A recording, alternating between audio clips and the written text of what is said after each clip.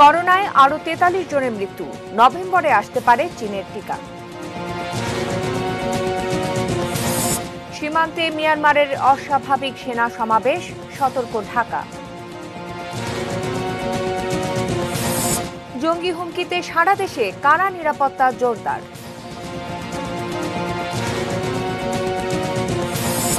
বুয়েট শিক্ষার্থী আবরার হত্যা মামলায় বিচার শুরু।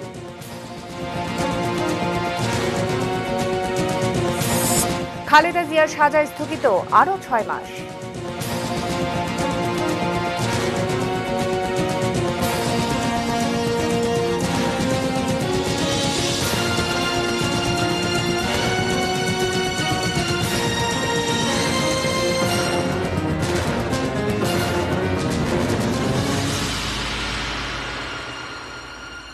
দেখছেন এটিএন নিউজ, রাত ৮টার নিউজ আওয়ারে আপনাদের সঙ্গে রয়েছে আমি শ্রাবণী জলি। শুনছিলেন সংবাদ শিরোনামগুলো। VSL angle channel HB VSL Bikrampur steel limited. এবারে বিস্তারিত। শুরুতেই করোনা পরিস্থিতি। করোনায় সারা দেশে আরও ৪৩ জনের মৃত্যু হয়েছে। এই নিয়ে করোনায় মৃতের সংখ্যা বেড়ে দাঁড়ালো ৪,৮০২। করোনা পরিস্থিতি নিয়ে মঙ্গলবার স্বাস্থ্য অধিদপ্তরের সংবাদ বিজ্ঞপ্তিতে এই তথ্য জানানো হয়। অধিদপ্তরের তথ্য অনুযায়ী এই পর্যন্ত ১৭,৫৬,৭৪৬ জনের নমুনা পরীক্ষা করা হয়েছে, যাদের মধ্যে শনাক্তের সংখ্যা ৩,৪১,০৫৬ জন। গত ২৪ ঘণ্টায় নতুন শনাক্ত ১,৭২৪। এই নিয়ে মোট সুস্থ হয়েছেন ২,৪৫,৫৯৪ জন। এদিকে নভেম্বরের মধ্যেই করোনা ভ্যাকসিন বাজারে আসতে পারে বলে জানিয়েছে চীন। সোমবার চীনের centre for disease control and prevention CDC এর প্রধান গুইজেন ইউ এই আশার খবর জানান। তাতে 4টি ভ্যাকসিন ক্লিনিক্যাল ট্রায়ালের শেষ পর্যায়ে, ভালোভাবেই এগোচ্ছে সবকটির পরীক্ষা নিরীক্ষা। গত জুলাই মাসে চীনের জরুরি পরিষেবা কর্মীদের ওপর ওই 4টি ভ্যাকসিনের মধ্যে 3টি প্রয়োগ করা হয়। এর ফলাফল সবিস্তারে জানা না গেলেও সিডিসি প্রধানের দাবি, গত এপ্রিলে তিনি নিজেই করোনা ভ্যাকসিন নিয়েছেন। এখন পর্যন্ত কোনো পার্শ্ব প্রতিক্রিয়া হয়নি তার। সবকিছু ঠিকঠাক থাকলে আগামী নভেম্বর বা ডিসেম্বরের মধ্যেই বাজারে আসতে পারে তাদের কোভিড-19 প্রতিষেধক। চীনের ওষুধ প্রস্তুতকারী প্রতিষ্ঠান সিনোফার্ম এবং সিনোভেক বায়োটেক 3টি ভ্যাকসিন তৈরির কাজ করছে। এদিকে চতুর্থ ভ্যাকসিনটি তৈরি করছে ক্যানসিনো বায়োলজিক্স।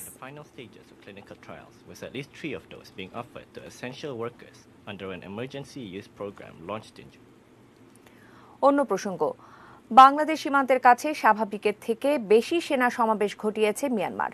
ঢাকার কাছে এর প্রমাণ আছে বলে জানিয়েছেন পররাষ্ট্র প্রতিমন্ত্রী শাহরিয়ার আলম। এদিকে স্বরাষ্ট্রমন্ত্রী আসাদুজ্জামান খান বলেছেন, সীমান্তে সর্বোচ্চ সতর্ক নজর রাখা হচ্ছে। যে কোনো পরিস্থিতির জন্য ঢাকা প্রস্তুত। গেল কদিন ধরেই বাংলাদেশ সীমান্তের কাছে মিয়ানমারের সেনা সদস্যদের আনাগোনার খবর পাওয়া যাচ্ছিল। ভারী অস্ত্র মজুদের খবরও এসেছে গণমাধ্যমে।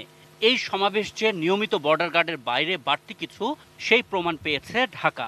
মূলত বিজিবির টহলের মাধ্যমে আমরা কিছু ভিজুয়াল, কিছু ফটোগ্রাফ, কিছু ভিডিও পেয়েছি যে মিয়ানমারে নাফ নদীর ওপারে সৈন্য সমাবেশ স্বাভাবিক যে পরিমাণ টহল থাকতো এবং তাদের যে বিজিপি কাজ করত, এর বাইরে মায়ানমার সেনাবাহিনীর বেশ কিছু সৈন্যের আনাগোনা এবং বেশ কিছু সৈন্য নতুন করে ডিপ্লয়েড হয়েছে বলে আমাদের কাছে তথ্য প্রমাণ আছে। এরই মধ্যে ঢাকায় নিযুক্ত মিয়ানমারের রাষ্ট্রদূতকে ডেকে উদ্বেগ জানিয়েছে পররাষ্ট্র মন্ত্রণালয়। রাষ্ট্রদূত অং কিউ মোয়ে বলেছেন, এটা মিয়ানমারের অভ্যন্তরীণ রাজনৈতিক কারণে, যদিও এমন জবাবে সন্তুষ্ট না বাংলাদেশ। এটি একটি আন্তর্জাতিক রীতিনীতির লঙ্ঘন। আমি সেটা বলেছি আগেই যে আমাদেরকে না জানিয়ে, এটা পৃথিবীর যে কোনো রাষ্ট্রের ক্ষেত্রে হয়, আপনারা অন্যান্য জায়গায় দেখেছেন, অন্যান্য রাষ্ট্রে অতি সাম্প্রতিক সময় হয়েছে, আমি নাম না উল্লেখ করে বললাম, যে আরেক রাষ্ট্রকে, প্রতিবেশীকে না জানিয়ে আমি যদি আমার সেনাবাহিনীর পরিমাণ বৃদ্ধি করি, শক্তি সঞ্চয় করি, নতুন করে কোনো কিছু ডিপ্লয় করি, সেগুলি অপর দিকের রাষ্ট্রকে অবশ্যই চিন্তিত করে। এরকম প্রেক্ষাপটে যে কোনো ঘটনার জন্য প্রস্তুতি নিয়েছে সরকার। মিয়ানমার সীমান্তের সবকিছুতেই রাখা হচ্ছে কড়া নজর। আমরা সবসময় যে কোনো পরিস্থিতির জন্য তৈরি থাকি, এটা নতুন কিছু নয়। সেক্ষেত্রে আমাদের যে বিজিবি বা আমাদের যে বাহিনী, তারাও বর্ডারে বাড়ানোর কোনো আছে কিনা, যেহেতু তারা বাড়িয়েছে? আমরা তো পরিস্থিতি পর্যবেক্ষণ করছি। আর একটা জিনিস আমি সবসময় বলেছি, আমরা সবসময় প্রস্তুত থাকি। আশিকুর রহমান অপু, এটি নিউজ, ঢাকা। কারাগারে আটক জঙ্গিকে ছিনিয়ে নেয়ার হুমকি দেয়ায় সারা দেশের কারাগারে নিরাপত্তা জোরদার করা হয়েছে। এই ব্যাপারে 18 দফার নির্দেশনা দিয়ে দেশের সকল কারাগারে জরুরি চিঠি দিয়েছে কারাগার অধিদপ্তর। ওই চিঠিতে প্রতিটি কারাগারে জেলারের নেতৃত্বে একজন ডেপুটি জেলার, প্রধান কারারক্ষী ও 5 জন কারারক্ষীর নেতৃত্বে একটি স্ট্রাইকিং ফোর্স গঠন করতে বলা হয়েছে। কারাবন্দী জঙ্গি, শীর্ষ সন্ত্রাসী, বিডিআর বিদ্রোহ ও আইএস সহ সংবেদনশীল বিভিন্ন মামলার আসামিদের গতিবিধির ওপর নজরদারি বাড়ানো হচ্ছে। এছাড়া কারাগারের আরপি চেকপোস্টে নেওয়া হয়েছে বিশেষ সতর্কতা। এই বিষয়টি মঙ্গলবারে সচিবালয়ে নিশ্চিত করেন স্বরাষ্ট্রমন্ত্রী আসাদুজ্জামান খান কামাল।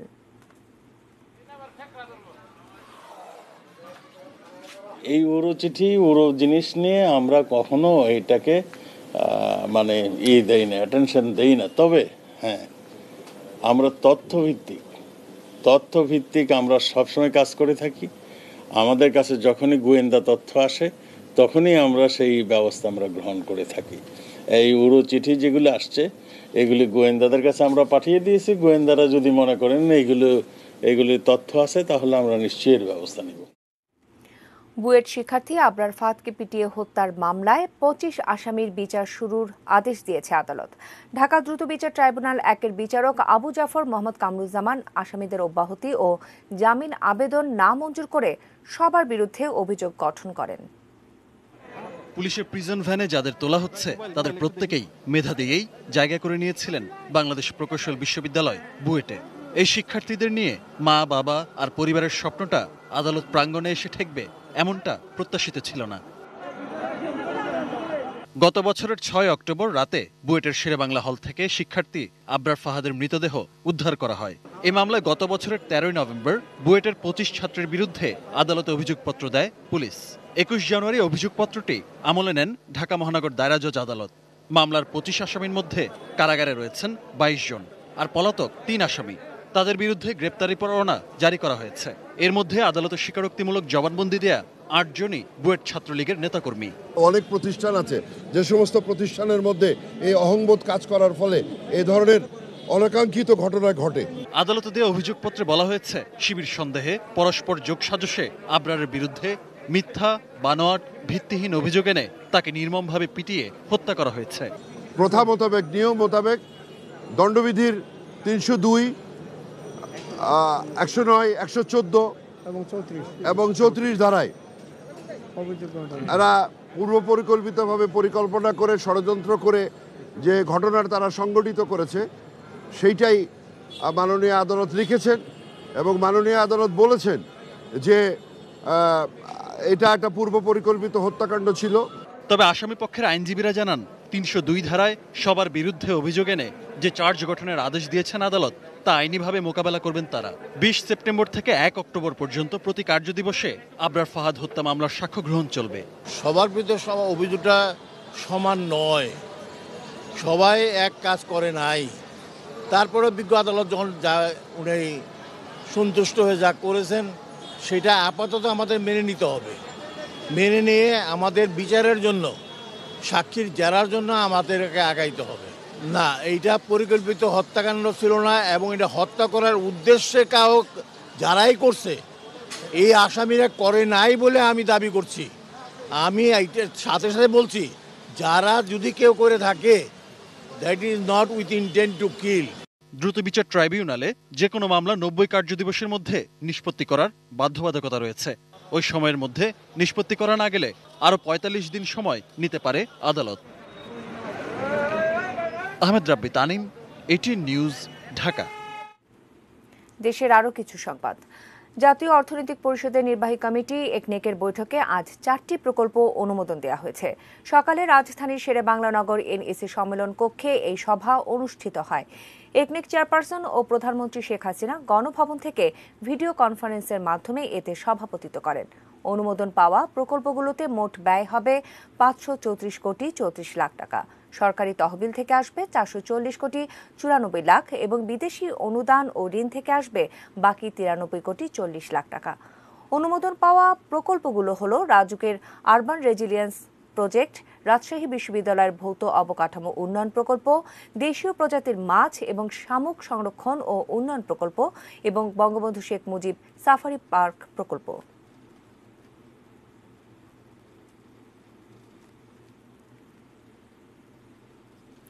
বিএনপি চেয়ারপারসন বেগম খালেদা জিয়ার সাজা স্থগিত রাখার মেয়াদ আরও 6 মাস বাড়ানো হয়েছে।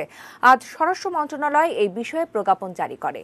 তবে মুক্তির ক্ষেত্রে আগে যেসব শর্ত ছিল সেগুলো অপরিবর্তিত থাকবে। প্রধানমন্ত্রী শেখ হাসিনা খালেদা জিয়ার পরিবারের এই আবেদনে অনুমোদন দেন। এর আগে আইন মন্ত্রণালয়ও মুক্তির মেয়াদ 6 মাস বাড়াতে আইনগত সুপারিশ করেছিল। করোনার কারণে গত 6 মাস খালেদা জিয়ার পরিবার তার চিকিৎসার ব্যবস্থা করতে পারেনি। এই বিবেচনায় তার মুক্তির মেয়াদ বাড়ানো হয়েছে। আগামী 25 সেপ্টেম্বর থেকে এই মেয়াদ কার্যকর হবে। 2018 সালের 8 ফেব্রুয়ারি জিয়া অরফানেজ ট্রাস্ট দুর্নীতি মামলায় 5 বছরের কারাদণ্ড হয় খালেদা জিয়ার। পরে জিয়া চ্যারিটেবল ট্রাস্ট দুর্নীতি মামলাতেও তার সাজা হয়। পেঁয়াজ রপ্তানি বন্ধের আদেশ প্রত্যাহার করতে ভারতকে অনুরোধ জানিয়েছে দিল্লির বাংলাদেশ হাইকমিশন। পররাষ্ট্র প্রতিমন্ত্রী শাহরিয়ার আলম জানিয়েছেন, গত বছরের মতোই এবারও কোনো আগাম বার্তা না দিয়েই পেঁয়াজ রপ্তানি বন্ধ করেছে ভারত। যখন নোটিশটি আমাদের নজরে আসে, আমাদের দূতাবাস দিল্লিতে সাথে সাথেই এটি ভারতের পররাষ্ট্র মন্ত্রণালয়ের সাথে টেক আপ করেছে। কারণ আমাদের মধ্যে অলিখিত যে কথাটি ছিল যে ভারত অব্যাহতভাবে বাংলাদেশে পেঁয়াজ রপ্তানি করবে এবং ভারতের পররাষ্ট্র মন্ত্রণালয় যদি এই ধরনের কোনো পরিবর্তন থাকে আমাদেরকে আগে জানিয়ে দেবে, এরকম একটা আন্ডারস্ট্যান্ডিংয়ের মধ্যে আছে একটা বন্ধুপ্রতিম রাষ্ট্র হিসাবে। আমরা তাদেরকে খুব দ্রুত সময়ের মধ্যে এই সিদ্ধান্তটি প্রত্যাহারের জন্য অনুরোধ জানিয়েছি এবং আমরা প্রত্যাশা করছি যে এটার একটা ভালো ফলাফল পাবো। এদিকে ভারত থেকে পেঁয়াজ আসা বন্ধে কিছুটা দাম বেড়েছে দেশের বাজারে, তবে আতঙ্কিত হওয়ার কারণ নেই। ভারত বাদেও অন্যান্য দেশ থেকে পেঁয়াজ আনার উদ্যোগ নিয়েছে সরকার আর আমদানিকারকরা। দাম নিয়ন্ত্রণে মাঠে থাকবে টিসিবিও। বিস্তারিত জানবো গোলাম কাদির রবুর রিপোর্টে। পেঁয়াজ নিয়ে ঠিক আগের মতোই সিদ্ধান্ত নিল ভারত। শেষ পর্যন্ত বন্ধ করল রপ্তানি। কোনো কিছু বুঝে ওঠার আগেই সোমবার রাতে আসলো এই সিদ্ধান্ত। বলবৎ থাকবে পরবর্তী সিদ্ধান্ত না আসা পর্যন্ত। আগেরবারও একই মাসে বন্যার কারণেই ভারত বন্ধ করে দিয়েছিল পেঁয়াজ রপ্তানি। এদিকে দেশের বাজারে রপ্তানি বন্ধের প্রভাব পড়ল পরদিনেই। দেশি পেঁয়াজ 80 থেকে 90 টাকা কেজি আর আমদানির পেঁয়াজ 1 লাফে 60 টাকা। তবে ব্যবসায়ীরা বলছেন এটি সাময়িক। বেশি দাম বেশি দিন থাকবো না, অল্প 2-1 দিন থাকবো, তারপরে দাম আবার আমদানি হলেই কমে যাবো। একজনের যে ফ্যামিলিতে পায় 1 কেজি হলে 1 সপ্তাহ যাবে, সেই জায়গায় 10 কেজি 15 কেজি করে নিতেছে। বসে নাই দেশের বড় বড় আমদানিকারকরাও। এখন ভারতের বিকল্প ভাবছেন তারাও। বলছেন পেঁয়াজ আনবেন মিশর, তুরস্ক, পাকিস্তান, চীন ও মায়ানমার থেকে। পাশাপাশি আগের করা এলসির পেঁয়াজ ভারত থেকে দেশে আনতে সরকারের সহযোগিতাও চান তারা। জায়গায় কালকে পেঁয়াজ ঢুকছে, টাকার পেঁয়াজ পড়তে আছে ধরেন 40-42টা, তারা আজকে বেচতেছে 58টা 60 টাকা। কারণ সরকার চাইছে 40টাই বেচো, আর বেচতে বাধ্য। পরশুদিনকে যা ঢুকছে ওই পেঁয়াজগুলি বর্ডার দিয়ে কিছু আছে, মনে করে আমার মনে হয় যে হয়তো 2000 টন পিস থাকতে পারে। সরকারের হিসাব বলছে এবার উৎপাদন হয়েছে 25,75,000 টন পেঁয়াজ, যার মধ্যে এখন মজুদ আছে 5,25,000 টন। আমদানি হয়েছে 4 লাখ টনেরও বেশি। চাহিদা মেটাতে আরও আমদানি করতে হবে প্রায় 6 লাখ টন। যদিও তার ইঙ্গিত আগেভাগেই দিয়েছেন বাণিজ্য মন্ত্রী। সর্বকালের রেকর্ড আমরা ব্রেক করেই এবার সর্বোচ্চ পরিমাণ পেঁয়াজ ইম্পোর্ট করব। তো আমরা ফুল মনিটর করছি, আশা করছি যে 5% ট্যাক্সটাও উইথড্র হবে। মাঠে তৎপর টিসিবিও। দেশের বিভিন্ন স্থানে 275টি ভ্রাম্যমাণ ট্রাকে পেঁয়াজ বিক্রি করা হচ্ছে 30 টাকা কেজিতে। টিসিবি বলছে খুব শীঘ্রই আরও বড় পরিসরে মাঠে নামবেন তারা। গোলাম কাদির রবু, এটিএন নিউজ, ঢাকা। রাত 8টার নিউজ আওয়ারের সময় হলো বায়োজিৎ স্টিল বিরতি নেবার। ফিরে এসে আরো যা থাকছে।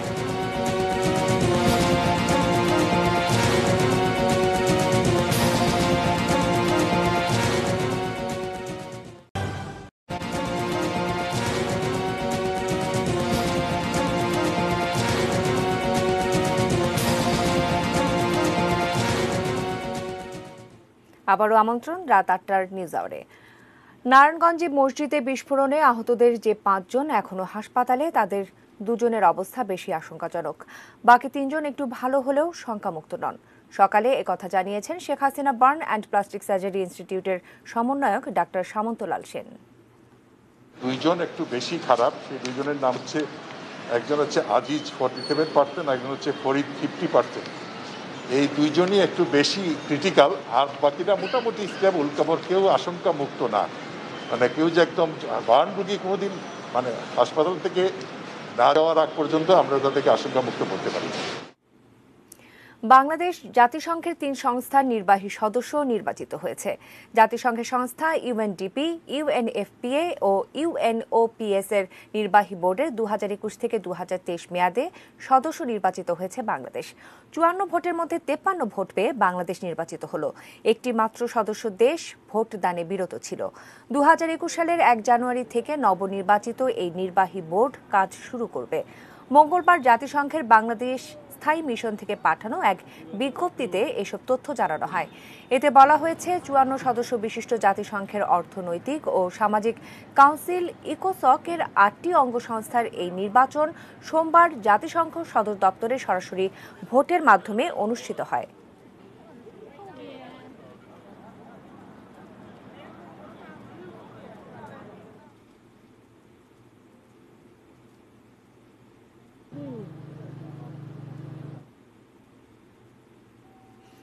জানাবো দেশের আরো কিছু খবর। দেশে 2 ধারার রাজনীতি চলছে।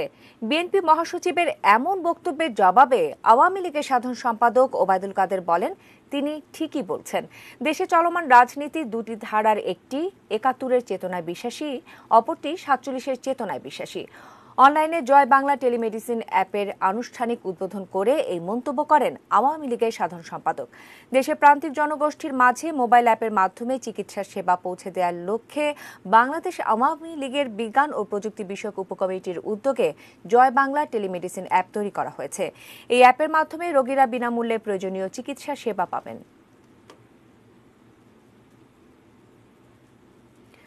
চলতি 2020-21 অর্থ বছরে বাংলাদেশের মোট দেশজ উৎপাদন 6.8% বাড়বে বলে মনে করছে এশীয় উন্নয়ন ব্যাংক এডিবি। মঙ্গলবার the Asian development Outlook 2020 update নামে এক প্রতিবেদনে এমনটি জানানো হয়েছে। সেখানে বাংলাদেশ সহ এশিয়ার দেশগুলোর অর্থনীতি নিয়ে বিশ্লেষণ ও পূর্বাভাস রয়েছে। এডিবি বলছে, করোনা পরিস্থিতির কারণে অর্থনীতিতে চাপ পড়লেও ধীরে ধীরে বাংলাদেশ তা কাটিয়ে উঠছে। বর্তমান অর্থ বছরে প্রবৃদ্ধি 6.8% এবং মূল্যস্ফীতি সহনীয় 5.5% মধ্যে থাকবে বলে ধারণা করছে এডিবি। উৎপাদন খাতে চাঙা ভাব ও রপ্তানি বৃদ্ধির পাশাপাশি সহনীয় মূল্যস্ফীতি ও চলতি খাতের ঘাটতি 1.1% হবে বলেও ধারণা করা হচ্ছে। চলতি অর্থ বছরে সরকারের লক্ষ্যমাত্রা রয়েছে 8.2 প্রবৃদ্ধি অর্জনের। করোনার মধ্যেও সেপ্টেম্বর পর্যন্ত 5.2 প্রবৃদ্ধি অর্জিত হয়েছে। তবে সবকিছু নির্ভর করবে কোভিড-19 কতটা দীর্ঘায়িত হবে তার উপর।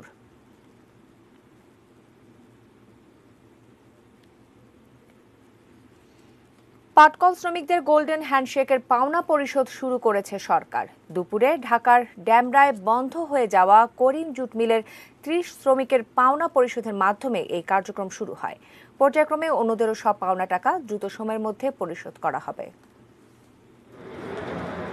কয়েক মাস আগেও 4000 শ্রমিকের কর্মব্যস্ততায় মুখরিত থাকত ডেমরার করিম জুট মিল। আগের মতোই আছে সবকিছু, শুধু নেই শ্রমিকের আনাগোনা, মেশিনের বিকট শব্দ কিংবা কর্মকর্তাদের হুকুম তামিলের তাড়াহুড়ো। চারদিকে শুধুই শুনশান নীরবতা। জীবনের বড় একটি সময় এই জুট মিলের 4 দেয়ালে কেটেছে যে শ্রমিকদের। মঙ্গলবার তাদের কয়েকজন হাজির হয়েছিলেন সেখানে, তবে কাজের জন্য নয়, এসেছিলেন শেষ সম্বল পাওনা বুঝে পেতে। নেতাকেও খারাপ অভ্যেস আছে, তোমার টাকাটা তুলে দেবো, অর্ধেক আমারে দাও অথবা চারে না আমাকে দাও, এটাও নেতাকে অভ্যেস আছে। সমস্ত অভ্যেসকে সেট টেনে দিচ্ছেন জননেত্রী শেখ হাসিনা। অ্যাকাউন্টে চলে যাবে আর অর্ধেক আপনাদের পোস্ট অফিসে সঞ্চয়পত্রের মাধ্যমে আপনাদের দেওয়া হবে। গত 1 জুলাই রাষ্ট্রায়ত্ত 25টি পাটকল বন্ধ ঘোষণা করে সরকার। তাদের পাওনা দ্রুত সময়ের মধ্যে পরিশোধের তাগিদ দিয়েছিলেন প্রধানমন্ত্রী। তাই মঙ্গলবার করিম জুট মিলের ৩০ জন শ্রমিককে নগদ অর্থের চেক এবং সঞ্চয়পত্র বুঝিয়ে দিয়ে সেই কার্যক্রম শুরু করেন পাটমন্ত্রী। তিনি যে আমাদেরকে একটা ওয়াদা করেছেন, এই ওয়াদা পূরণের একটা প্রথম শুভ সূচনা, সেইটা তিনি আজকে আমাদের মাধ্যমে করলেন। এই জন্য আমি প্রধানমন্ত্রী ধন্যবাদ জানাই। তৎকালীন সেই ৬০ সালে মেশিন দিয়ে আগে এইসব মিল চলে না, কারণ এখন লাভজনক করতে হলে নতুন নতুন মেশিন আনতে হবে, আধুনিকরণ করতে হবে, কম বিদ্যুতে বেশি প্রোডাকশন হবে। বন্ধ হওয়া ২৫টি পাটকলের ২৪,৬০৯ জন শ্রমিক গোল্ডেন হ্যান্ডশেকের সুবিধা পাবেন। সরকারের কাছে তাদের মোট পাওনা ৫,০০০ কোটি টাকা। আমরা খুশি, কিন্তু আমাদের বকেয়া কিন্তু এখন ১৯ সালের ৫টা সপ্তাহ রয়ে গেছে গা, তারপর বোনাস রয়ে গেছে গা, তারপরে বৈশাখী ভাতা ১ বছরটা পাইছি, ৮টা রয়ে গেছে গা। মানে সরকার যদি আবার চালায় তা আবার কাজ করবো, এটা আরো ভালো। 13 বছর আমরা চাকরি ছিলাম, আমি এই বর্তমানে আছি রিটায়ার্ড অবস্থায়, সরকার ঘোষিত গোল্ডেন হ্যান্ডশেকের আওতায় আছি। আমাদের জুট মিলটা যদি আবার নতুন করে চালু করে, তাহলে আমাদের ছেলেপেলে, আমরা তো একটু বয়স্ক হয়েছে গা, আমাদের ছেলেপেলে বেকার আছে, তারা কর্ম করে জীবনযাপন করতে পারবে। রাষ্ট্রায়ত্ত পাটকলগুলো আধুনিকায়ন করে পিপিপির আওতায় চালুর ঘোষণা দিয়েছে সরকার। অবসরে পাঠানো শ্রমিকরা সেক্ষেত্রে অগ্রাধিকার ভিত্তিতে কাজের সুযোগ পাবেন। মহসিন কবির, এটিএন নিউজ, ঢাকা। 10,40,000 অতি দরিদ্র নারীকে মাসে 30 কেজি করে চাল দেয়া হবে বলে জানিয়েছেন মহিলা ও শিশু বিষয়ক প্রতিমন্ত্রী ফজিলাতুন্নেসা ইন্দিরা। আজ সচিবালয়ে ভিজিডি কেন্দ্রীয় সমন্বয় কমিটির সভায় তিনি জানান, 2021-22 2 বছর এই কর্মসূচি চলবে। করোনার কারণে প্রকৃত দুস্থ ও অসহায় নারী যারা ভিজিডিতে অন্তর্ভুক্ত হওয়ার সকল শর্ত পূরণ করবেন তারা এই কর্মসূচিতে অন্তর্ভুক্ত হবেন। তিনি আরও জানান, মহিলা ও শিশু বিষয়ক মন্ত্রণালয় থেকে 7,70,000 নারীকে মাতৃত্বকালীন ও 2,75,000 কর্মজীবী নারীকে ল্যাকটেটিং মা ভাতা প্রদান করা হচ্ছে। এই মন্ত্রণালয় থেকে সামাজিক নিরাপত্তা কর্মসূচির আওতায় মোট উপকারভোগীর সংখ্যা 20,85,000।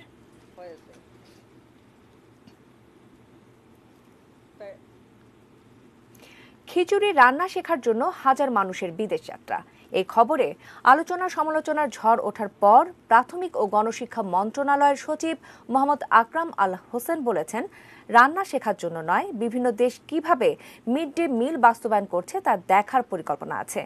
আজ সচিবালয়ে তিনি জানান, 2021 থেকে 23 সাল পর্যন্ত দেশের সব প্রাথমিক স্কুলে মিড ডে মিল বাস্তবায়ন সংক্রান্ত একটি প্রকল্প প্রস্তাব পরিকল্পনা কমিশনে রয়েছে। 19,296 কোটি টাকার এই প্রকল্পে দেশের 65,620টি স্কুল অন্তর্ভুক্ত হবে। এই প্রকল্পটি এখনও অনুমোদন হয়নি জানিয়ে সচিব বলেন, সেই প্রকল্পের আওতায় বাস্তব অভিজ্ঞতা অর্জনের জন্য কর্মীদের বিদেশে পাঠানোর পরিকল্পনা আছে। মিড ডে মিল শিক্ষার্থীদের ঝরে পড়ার হার কমাবে এবং তাদের পুষ্টির চাহিদাও পূরণ করবে বলে জানান।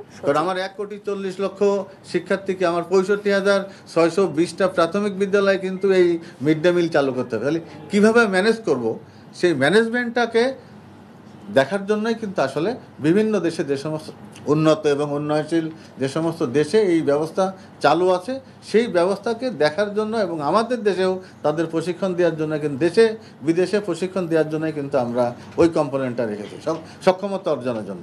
সুতরাং খিচুড়ি রান্না করার জন্য আমরা কোনো কর্মকর্তা বা আমরা বিদেশে যাচ্ছি না।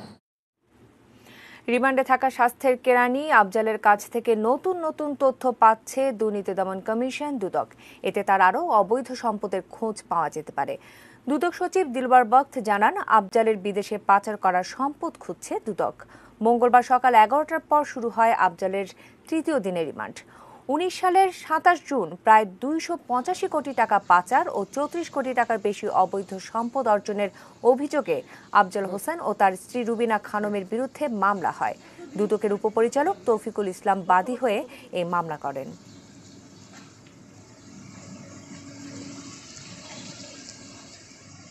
জিজ্ঞাসাবাদের মাধ্যমে এই মামলায় চার্জশিট প্রদানের সময় গুরুত্বপূর্ণ কিছু বিষয় বেরিয়ে আসবে। আর যে মামলা, যে টাকা নিয়ে বা যে পরিমাণ সম্পদ নিয়ে মামলা হয়েছিল, চার্জশিটে হয়তো এর পরিমাণ কতটুকু বাড়বে এবং যদি এর সাথে অন্য কারো সম্পৃক্ততা পাওয়া যায় তার সহযোগী হিসাবে তারাও আসতে পারে। জানাবো একটি সুখবর।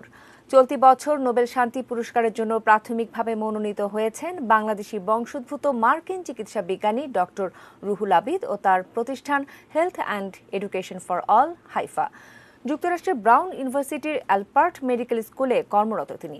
এবারে নোবেল শান্তি পুরস্কারের জন্য বিশ্বব্যাপী যে 211 ব্যক্তি ও প্রতিষ্ঠান প্রাথমিকভাবে মনোনয়ন পেয়েছে, তিনি ও তার প্রতিষ্ঠান তাদের অন্যতম। দীর্ঘদিন ধরে যুক্তরাষ্ট্রে সুবিধাবঞ্চিত বাংলাদেশিদের চিকিৎসা সেবা দিয়ে যাচ্ছে তার প্রতিষ্ঠান হাইফা। বাংলাদেশে আশ্রিত রোহিঙ্গাদের কল্যাণেও এই হাইফা কাজ করছে। Doctor Abid Dhaka medical college থেকে চিকিৎসা বিজ্ঞানে স্নাতক করার পর জাপানের নাগোয়া বিশ্ববিদ্যালয় থেকে মলিকিউলার বায়োলজি ও বায়োকেমিস্ট্রিতে পিএইচডি করেন। 2001 সালে হার্ভার্ড মেডিকেল স্কুলের ফেলোশিপ পান তিনি। Doctor Ruhul Abid Brown Global Health ইনিশিয়েটিভের ফ্যাকাল্টি মেম্বার। অবৈধ বিলবোর্ড ও সাইনবোর্ড উচ্ছেদ অভিযানে কাউকেই ছাড় দেয়া হবে না বলে মন্তব্য করেছেন ঢাকা উত্তর সিটি কর্পোরেশনের মেয়র আতিকুল ইসলাম। গুলশান 2 এলাকায় উচ্ছেদ অভিযানের সময় তিনি বলেন, অবৈধ বিলবোর্ড ও ফুটপাথ দখলদারদের হাতে জিম্মি হয়ে পড়েছে নগরীর সৌন্দর্য। উত্তর সিটি কর্পোরেশন থেকে যে কোনো মূল্যে অবৈধ বিলবোর্ড সাইনবোর্ড উচ্ছেদ করবে বলেও জানান তিনি। এছাড়া নির্ধারিত বিলবোর্ড ব্যবহারকারীদের দ্রুত ভাড়া পরিশোধের আহ্বান জানান মেয়র আতিকুল ইসলাম। তা না হলে সেই বিলবোর্ডগুলো ভেঙে ফেলবে ভ্রাম্যমাণ আদালত। এরপর প্রগতি সরণি ও বনানী 9 নম্বর রোডে উচ্ছেদ অভিযান চালায় ঢাকা উত্তর সিটি কর্পোরেশন। জানাবো মেটাল প্রেজেন্ট কৃষি সংবাদ সুজলা সুফলা।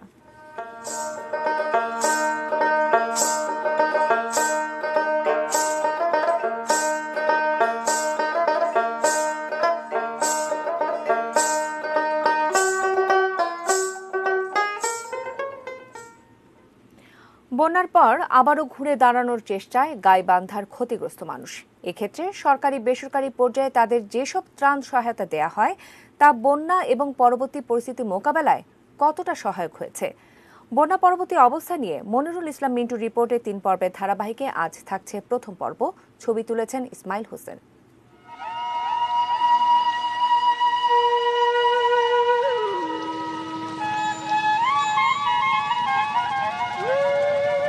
ব্রহ্মপুত্রের তীরে ঘেঁষা গাইবান্ধার একটি ইউনিয়ন কামারজানি। বন্যা ও নদী ভাঙন এখানে যেন নিয়মিত। বছরের পর বছর ধরে প্রতিকূলতা এবং দারিদ্র্যের সঙ্গে লড়াই করে চলেছেন এখানকার মানুষ।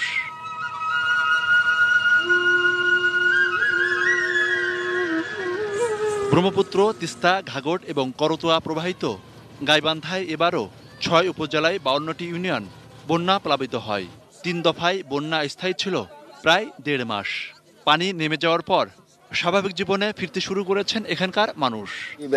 জায়গা ছাড়িয়ে আর এক জায়গা কি যাওয়া যায় সহজে মানুষ। পানি আসলে যতদিন অতদিন মনে হয় একটা সতার, এতদিন না তো এখন পানি নেমে গেছে আর নেই সমস্যা। এই জেলায় যেসব বেসরকারি উন্নয়ন সংস্থা বা এনজিও কাজ করে তাদের অন্যতম এসকেএস ফাউন্ডেশন। এবারের বন্যা এবং করোনা মাথায় রেখে স্টার্ট ফান্ড বাংলাদেশ এবং এফসিডিওর সহযোগিতায় যে প্যাকেজ দেওয়া হয় তা দরিদ্র মানুষদের কতটা কাজে লেগেছে? উপকার ভালোই হয়েছে, ওটা খাসি খরচ করছি।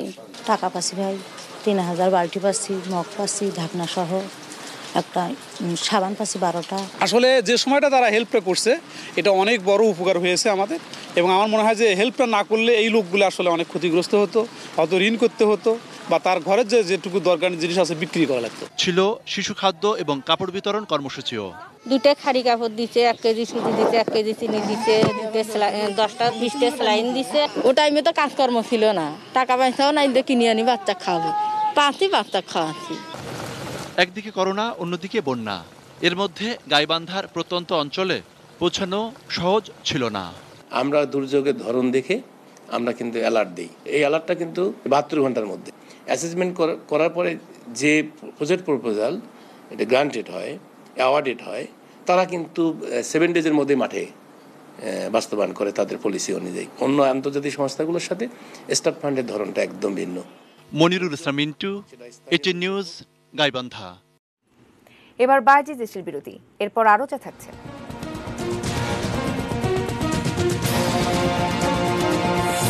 বিশ্বের সেরা ধনী ফুটবলার লিওনেল মেসি।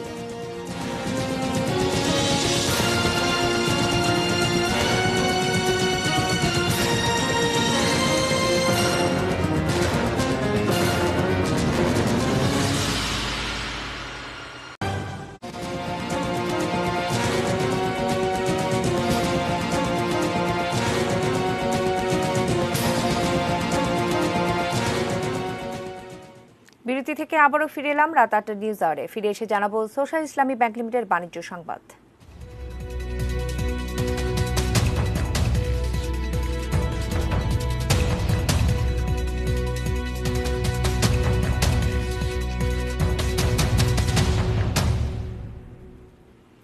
ভার্চুয়াল প্ল্যাটফর্মে অনুষ্ঠিত হল সোশ্যাল ইসলামী ব্যাংক লিমিটেড SIBL এর 25তম বার্ষিক সাধারণ সভা। ব্যাংকের চেয়ারম্যান ও চট্টগ্রাম বিশ্ববিদ্যালয়ের সাবেক উপাচার্য প্রফেসর মোহাম্মদ আনোয়ারুল আজিম আরিফ, ব্যবস্থাপনা পরিচালক ও প্রধান নির্বাহী কাজী ওসমান আলী এবং ব্যাংকের কোম্পানি সচিব আব্দুল হান্নান খান সহ পরিচালনা পরিষদের সদস্য ও শেয়ার হোল্ডাররা এই সভায় উপস্থিত ছিলেন। এ সময় 10% লভ্যাংশ অনুমোদন করা হয়। এর মধ্যে 5% নগদ এবং 5% স্টক।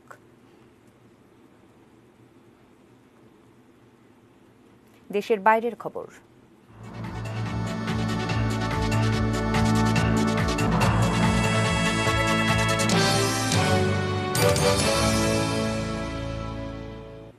করোনা মহামারীতে বন্ধ হয়ে যাওয়া পাকিস্তানের শিক্ষা প্রতিষ্ঠানগুলো খুলছে দীর্ঘ 6 মাস পর।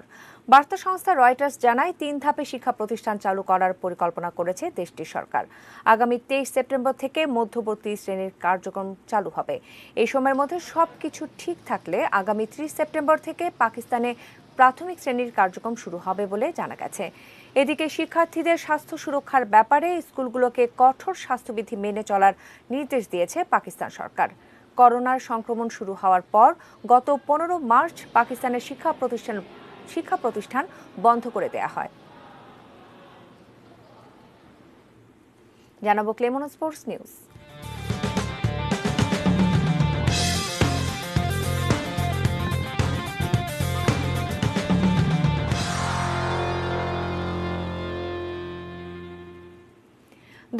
সালের ফোর্বসের তালিকায় প্রথমবারের মতো সর্বোচ্চ উপার্জনকারী ফুটবলার হিসেবে শীর্ষস্থানে উঠেছেন লিওনেল মেসি, যেখানে চিরপ্রতিদ্বন্দ্বী ক্রিস্টিয়ানো রোনালদোকে পেছনে ফেলেছেন বার্সেলোনার আর্জেন্টাইন ফরওয়ার্ড। মেসির বাৎসরিক আয় 126 মিলিয়ন। খেলার খবর জানিয়ে শেষ করব রাত 8টার নিউজ আওয়ার। তবে তার আগে শিরোনামগুলো জানিয়ে দিচ্ছি আরও একবার। করোনায় আরও 43 জনের মৃত্যু, নভেম্বরে আসতে পারে চীনের টিকা। সীমান্তে মিয়ানমারের অস্বাভাবিক সেনা সমাবেশ, সতর্ক ঢাকা। জঙ্গি হুমকিতে সারা দেশে কারা নিরাপত্তা জোরদার।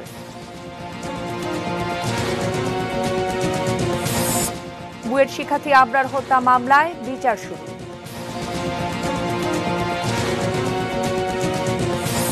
খালেদা জিয়ার সাজা স্থগিত আরও 6 মাস।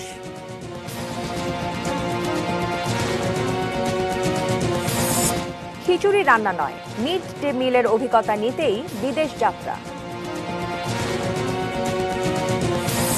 নোবেল শান্তি পুরস্কারের প্রাথমিক তালিকায় ডক্টর রুহুল আবিদ।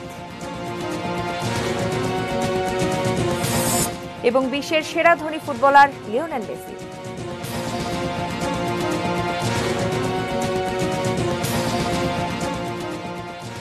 এই ছিল রাত 8টার নিউজ আওয়ার। সঙ্গে থাকুন, দেখতে থাকুন ATN নিউজ। আর ATN নিউজের ব্রেকিং নিউজ আপনার মোবাইলে পেতে টাইপ করুন ST@SN এবং পাঠিয়ে দিন 5959 এই নম্বরে। ধন্যবাদ।